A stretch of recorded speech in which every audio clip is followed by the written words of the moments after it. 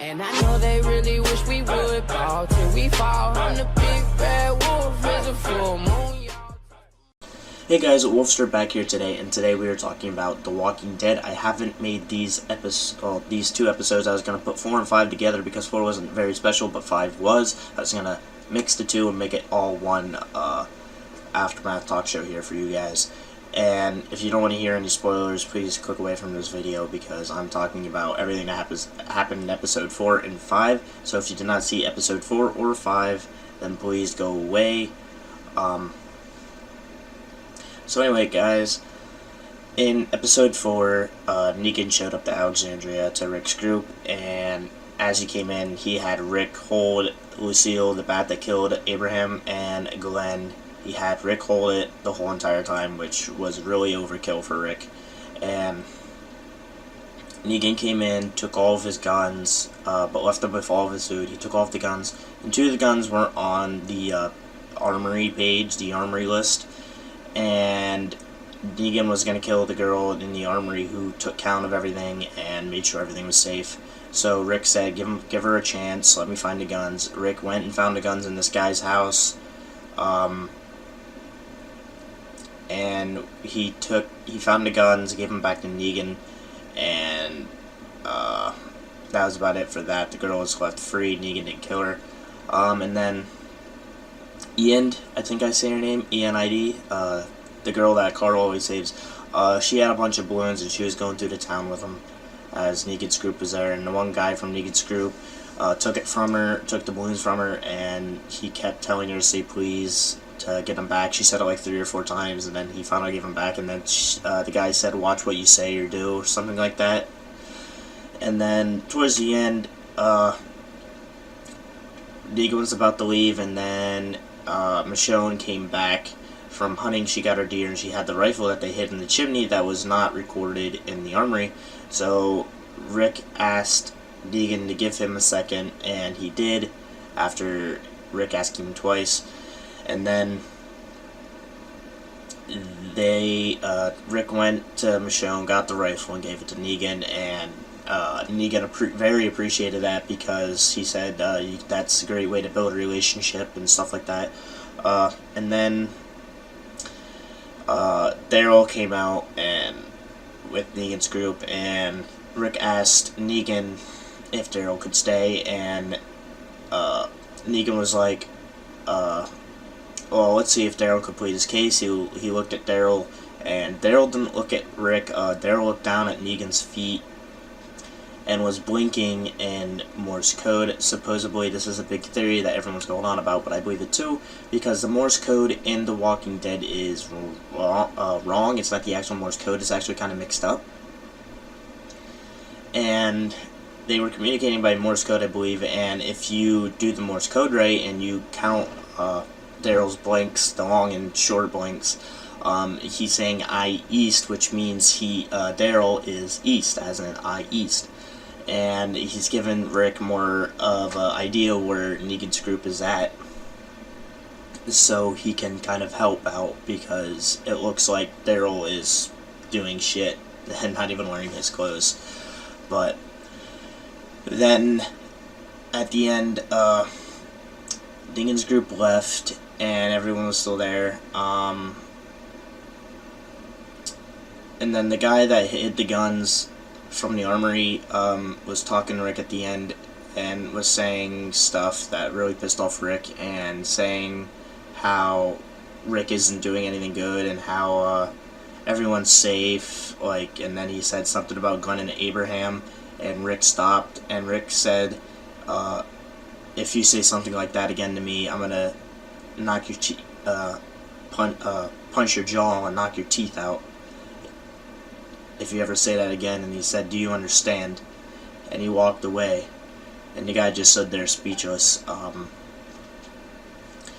we're gonna head into episode 5, which started out as Maggie and them burying Glenn and Abraham, I believe, up at the hilltop. And the hilltop is also controlled by Negan. It's ran by an old guy. It's a big fenced-in area with a bunch of trailers in it for people. And they buried the dead. The old guy that goes there, he wanted Maggie and Sasha to leave, and Jesus was trying to plead their case, and they were in his office talking about it, and Maggie left a piece of the watch that Glenn had and put it on his grave. And when they were talking about it, Maggie actually hit the old guy in the face, like full out punched him in the face, and took the watch back. And then they kind of took over from there. They took over the whole town. And then that night,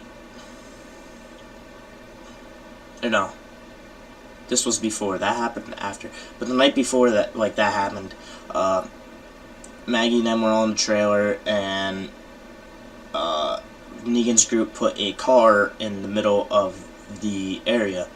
They locked everyone's doors and windows and stuff so that they couldn't get out and help. And what the car was is a green compact car, a very small hatchback compact car. It was locked up, windows were gated and everything, and on the back hatch there was a big middle finger and a piece of metal. And what this car was doing is it was playing really loud music, and the gates were open to the hilltop. So zombies were just coming in as they were trying to get the car open, and Jesus and Sasha, Maggie got into the tractor that was at the hilltop and ran over the car and destroyed it, and they killed all the zombies and closed the gates back up. And then we also learned about a little history about Maggie, that Maggie did that, ran over someone's car with a tractor before. Back in high school, it was her boyfriend's car. Something happened, and it was a Camaro. She ran over a Camaro with a tractor, which I thought was really funny. But anyway, then after that, Maggie kind of took over because the guy had to watch and wanted to stay there because she was pregnant. She didn't want him to go far. And then after that, Carl and Ian, I think that's how you say her name, E-N-I-D, again, I don't know how to pronounce her name right. Ian left Alexandria to go up to the hilltop to get, or see Maggie, to see how she was doing, and Carl told her that he wasn't going to save her again and left her go. But then she ran into some zombies, and Carl came up in a car and smashed the zombie, and then reversed and smashed another zombie with the car, and told her he was just taking a drive. And then they both were walking up to the hilltop to see Maggie, and they found this thing of roller skates in a bag. They found 2 pairs. So Carl won one, and Ian won one, and then they were both roller skating up there. They were having troubles because they haven't done it in a really long time since the zombie apocalypse, and they collided into each other, and then they held hands and were roller skating. And then when they got up to the hilltop, they saw Negan's group there. They took off the roller skates and everything and stood there and watched them. And Ian got really scared. She didn't want to be left alone because of Negan's group and stuff like that. She always wanted someone to be there for her. And she looked at Carl with a very puppy doggish face and got really close to him. Put her head near Carl's mouth, was up against him. And what Carl did is he basically said she won't be alone or something like that. I don't know if he said anything, but he kissed her forehead, and then they just looked at each other, got face to face, and made out. And then Carl got Ian into the hilltop and went back to Alexandria, and everyone is going on about how Carl has a new girlfriend, and I believe that these two are going to be close because they're around the same age, they understand each other, what's going on. It looks like they like each other very much, but they just won't tell each other. Carl has saved her a lot, and she really appreciates that, and she really likes him for it. And that I believe they're going to be like Michonne and Rick, and this is going to be another relationship in the Walking Dead, because there was 2 relationships in there. There was Michonne and Rick, and then there was Glenn and Maggie, but then Glenn got killed, so now they're putting another one back in with Ian and Carl. And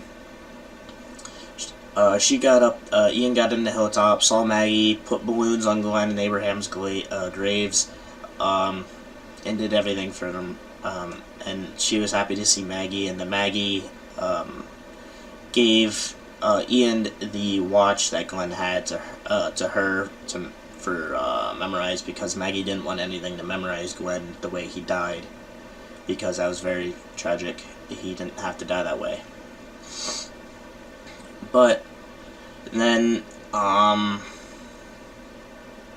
think that's about it for episode 5. I can't remember much, because it was just this past Sunday and it's already Thursday. But anyway, guys, that's basically about what happened. Oh, and at the end of episode 5, before I forget, Jesus hopped on the back of Negan's truck. And when Jesus hopped up there, we all thought Rick went back to Alexandria. Well, it's wrong. Carl actually hopped on one of the trucks and was in the back, in behind the boxes. And when Jesus hopped up there, Carl poked his head out, and Jesus was very happy to see Carl there, because he knew he had backup and someone to rely on. So, as we know of now, episode 6, Carl and Jesus are going to the Sanctuary, which is Negan's capital. And I want to see what happens, if they get any intel, or if they become captured, or if something happens to Carl or Jesus and they send a body part back to Rick, which would be very, very bad. But anyway, guys, that's basically what happened. All I'm waiting for episode 6 to see about where Carl and Jesus are ending up, what's going to happen to them, and all of that.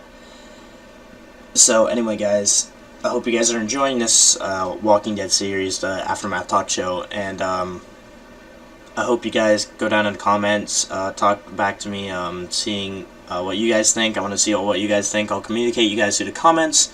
I'll answer as many questions and stuff as I can throughout the comments. But anyway, guys, I will see you guys later. Wolfster out.